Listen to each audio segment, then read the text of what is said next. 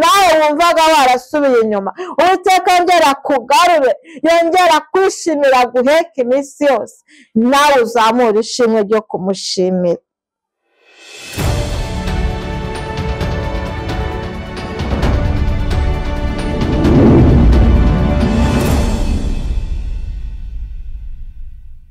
Aha turongeye turagarutse kubagezaho ijambo ry'Imana twabateguriye. Waba utameze neza cyangwa se umeze neza, nizere ko riraza kugufasha.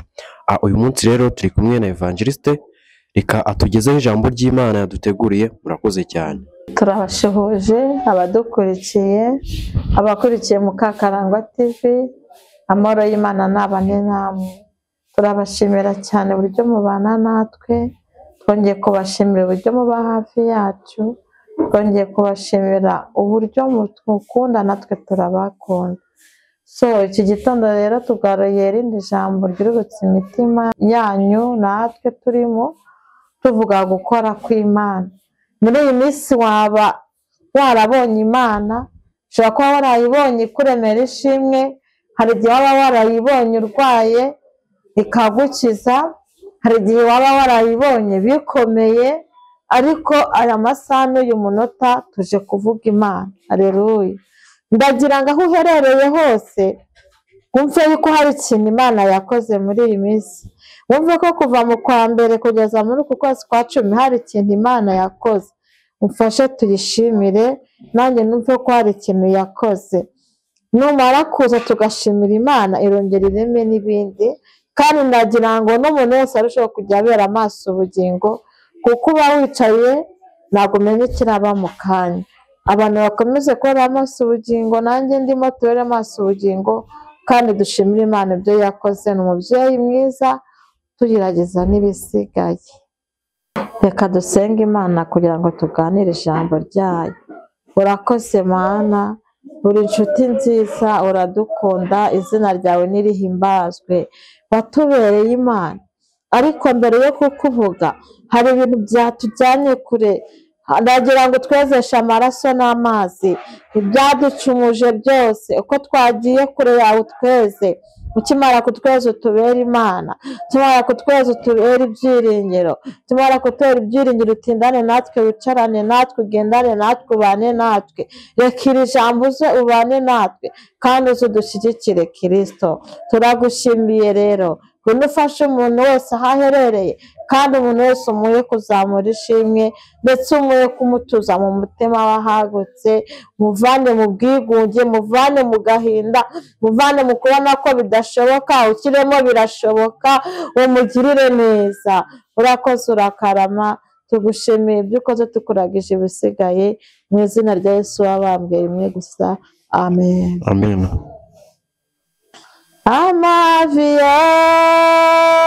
yose azapfukamira Imana, amavi yose azapfukamira Imana, azapfukamira Imana, azapfukamira Imana. Amavi yose azapfukamira Imana, azapfukamira Imana, azahimbaza yera, azapfukamira Imana.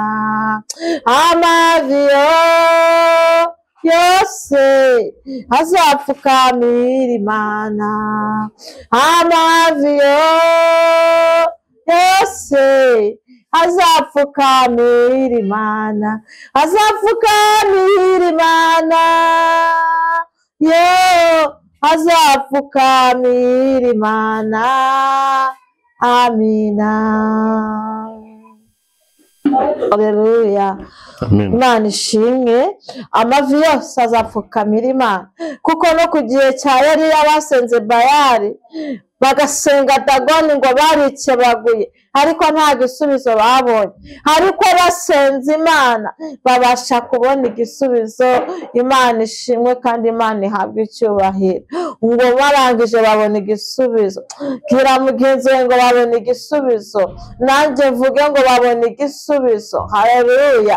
Amavi yose abapfukamiye Imana, nawe hari ibintu Imana ikoze, hari n'ibyo yakoze, hari n'ibyo ukoze aka kanya, hari n'ibyo uje gukora, hanyuma ugahita nawe ubona yuko amavi yose agomba gupfukamira Imana nta kiri hejuru yayo.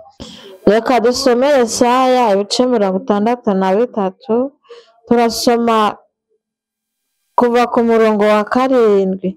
Haravuga ngo nzajya nogeza ibyo Uwiteka yangiriye neza n'ishimwe rye, ibyo yaduhaye byose nzajya mbivuga uko bingana, muvuge n'ibyiza byinshi yagiriye inzu ya Isiraheli, ibyo yabahereye ubuntu nk'uko imbabazi ze nyinshi zingana. Kuko yavuze iti, ni ukuri aba ni abantu banjye, abana batariganya. Nuko ababereye umukiza, yababaranye nabo mu mibabaro yose n'amarira. Uhoraho imbere ye yajyaga abakiza, urukundo rwe n'imbabazi ze nibyo byamuteye kubacungura. Yarabateruraga akabaheka iminsi yose ya kera. Amen. Haleluya. Dusoma ijambo ry'Imana rivuga ngo nzajya nogeza ibyo Uwiteka yangiriye byose. Haleluya. Nzajya nogeza ibintu Uwiteka yangiriye byose, ngo kandi bifatanemo n'iryo shimwe, bifate mbyogeze. Haleluya. Imana yacu ishimwe kandi Imana yacu ni umukozi w'umuhanga. Abisirayeli bari ngo mu Egiputa, Uwiteka ngo niwe wabahekaga iminsi yose. Umuntu turi kumwe navuga ngo yabahekaga iminsi yose. Haleluya. Ntabwo bihekaga ubwo bari muri kiriya gihugu, bamaze no kukivamo ntabwo bihekaga. Haleluya. Turasomye ngo Uwiteka yabahekaga iminsi yose kandi ngo akabaremera n'amashimwe. Haleluya. Isaha nk'uyu, umunota nk'uyu, hari ibintu Imana yagukoreye, ntabwo ari ku bwawe, kuko Uwiteka ngo niwe ujya uduheka iminsi yose. Ahantu uzagera hanyerera wari uri kumwe n'abantu, wenda hatambika abantu wababona, ariko ugeze ahantu hari kunyerera bakubwira bati turashaka indi nzira itanyerera. Ariko Uwiteka kuko ahora aguhetse iminsi yose, muramanukana muri bwa bunyerere. Wagera ahantu hazamuka, Uwiteka akavuga ati aha hantu ndazamukana nawe, ariko n'umwana wawe yahagusiga, umugabo yahagusiga, umubyeyi yahagusiga, umukoresha yahagusiga, ariko Uwiteka ngo aduheka iminsi yose nk'uko yahekaga Abisiraheli. Niko nawe akubwiye ngo Uwiteka ajya guheka iminsi yose. Kubw'icyo rero, abantu Uwiteka amaze igihe ahetse muri iyi minsi, abantu bazi ko Uwiteka bahetse iminsi yose, bamfashe dushimire Uwiteka kuko twabonye gukora kwe. Ahanyerera twaramanukanye, ahazamuka turamubona, ahatambika turamubona, turwaye turamubona, twicaye twaramubonye. Abantu bumva yuko Uwiteka yabahetse iminsi yose, bamfashe dutere haleluya. Haleluya, haleluya, haleluya. Kandi umuntu wumva yuko ntacyo yishoboza, Pawulo yaravuze ngo yemwe ngo dushobozwa byose na Kristo utanga imbaraga. Haleluya. Undi muririmbyi aravuga ngo yewe wa mwanzi we, reka kunyishima hejuru, kuko ningwa nzongera mbyutswe na Yesu. Haleluya.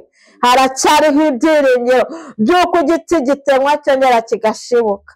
Iyo ugeze hahandi uba wumva amajwi yose avuga ngo turagiye turagiye, abantu bakagushakaho impamvu, ariko Yesu ajya avuga ndi kumwe nawe, ndagukunda mwana wanjye, sinzakureka, kuko yiyemeje kuguheka iminsi yose. Imana ishimwe. Wowe utarahekwa nawe, nagira ngo uze hino tugufashe gusenga mu kanya tugiyemo. Nawe uhetswe nawe, reka dusenge, Yesu akomeza duheke yo kudukomeza. Nawe wumvaga warasubiye inyuma, Uwiteka yongera kugarure, yongera kwishimira guheka iminsi yose, nawe uzamura ishimwe ryo kumushimira. Noneho kuri umurongo abana akavuga ngo kuko yavuze ati ni ukuri aba bantu banje. Haleluya. Iri jambo nibyo nagira ngo nsubire. Uwiteka yaravuze ngo aba bantu banje. Haleluya. Mbese nawe uri mu bantu b'Imana? Ese uri mu bana b'Imana? Hari umuntu wahitamo ngo ari ukuba umwana w'Imana no kuba mu bantu b'Imana, wahitamo iki?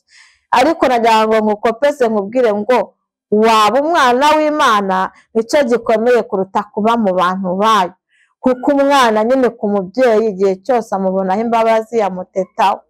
Hanyuma rero Yesu Uwiteka aravuga ngo aba bantu banje. Haleluya. Yaratangiye kubona hari ibyo bari kugenda basubira inyuma, bibagiwe ineza yabagiriye, ariko uyu mwanya Imana ikugumishe mu bana bayo. Rero hakavuga ngo nuko ababereye umukiza, yababaranye nabo mu mibabaro yose, na marayika uhora imbere ye yajyaga abakiza. Urukundo rwe n'imbabazi ze byo byamuteye kubacungura. Amen. Dusoma ijambo rivuga ngo Uwiteka yababaranye n'ubwoko bw'Isiraheli. Uyu mwanya ntabwo ari bwo, uyu mwanya ni twe. Uwiteka yababaranye nawe imibabaro yose wababaye, ntiyigize agusiga.